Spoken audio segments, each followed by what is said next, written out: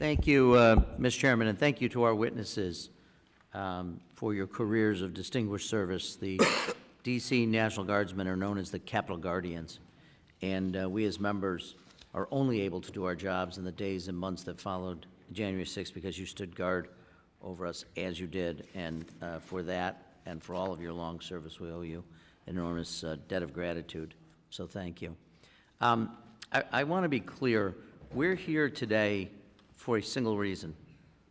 An unpatriotic, cynical, power-hungry man incited a deadly insurrection as part of his months-long effort to overturn a free and fair American election.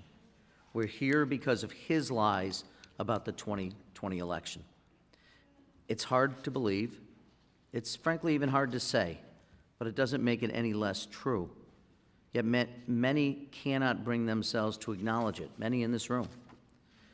As a result, we're here because of the majority's 15-month quixotic mission to find malfeasance from the January 6th Select Committee who investigated the insurrection where no malfeasance exists. And frankly, just as a question of jurisdiction should be raised, if this hearing is about the chain of command and or communication between the various elements of the defense apparatus of the United States, then it falls to the House Armed Services Committee to do that investigation.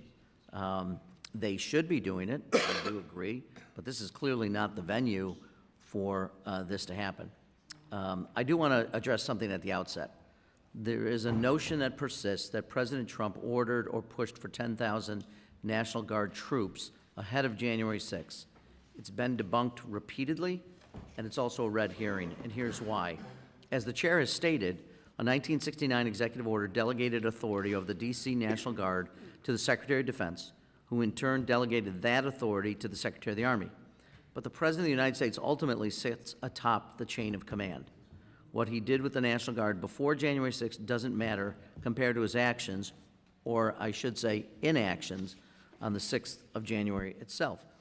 And what he never did on the 6th was call the Secretary of Defense, the Secretary of the Army, or the D.C. National Guard itself to find out why they were not on the scene or to order them to the Capitol for that 3-hour and 19-minute delay. So I want to quickly dispense with the claim once and for all that he'd ordered 10,000 troops, as he has said. Acting Secretary of Defense Christopher Miller was asked the following questions and provided the following answers under penalty of perjury. First question, the 10,000 troops, did you take that as a request for you or an order for you to deploy 10,000 troops? His answer, and I quote, no, absolutely not. I interpret it as a bit of presidential banner or President Trump banner that you're all familiar with, and in no way, shape, or form did I interpret that as an order or direction. He was also asked, in February of 2021, Mark Meadows said on Fox News that, quote, even in January, that was a given as many as 10,000 National Guard troops were told to be on the ready by the Secretary of Defense. Is there any accuracy to that statement? Mr. Meadows' answer, not from my perspective. I was never given any direction or order or knew of any plans of that nature. So no, there was obviously, we had plans for activating more folks, but that was not anything more than contingency planning. And then a few questions later, to be crystal clear, the question was, there was no direct order from President Trump to put 10,000 troops to be on the ready for January 6th. Is that correct? His answer, quote, that's correct. There was no direct order. There was no order from the President. I think that's all you need to know. Under oath, the Secretary of Defense said it never happened. Here's the bottom line. The President of the United States manipulated his followers into believing the election was stolen from him, summoned an armed mob to Washington, and then unleashed them on the United States Capitol, and then did absolutely nothing to stop what unfolded. People died. We almost lost our democracy. We could have 100 hearings to deflect blame, but the facts are not going to change. President Truman famously had a sign on his desk that said, the buck stops here. President Trump's sign, on the other hand, would read, the buck stops anywhere but here. He lit the fire, he fanned the flames, the Defense Department delayed the troops, and he wants everyone else to take the blame. Frankly, I find it pathetic.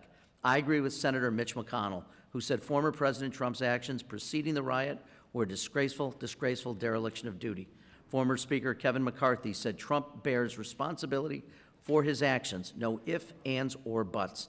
And I agree with Senator Lindsey Graham, who said, all I can say is count me out. Enough is enough. I only wish that they and the rest of the Republican Party agreed with their prior versions of themselves. And with that, Mr. Chairman, I yield back.